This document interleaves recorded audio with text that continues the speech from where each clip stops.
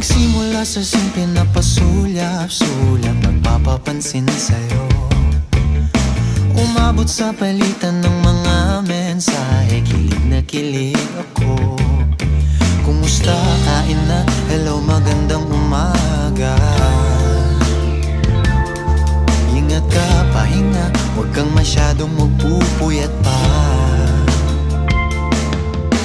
Naramdaman ng puso na dahan-dahan na pang nahuhulog sa'yo.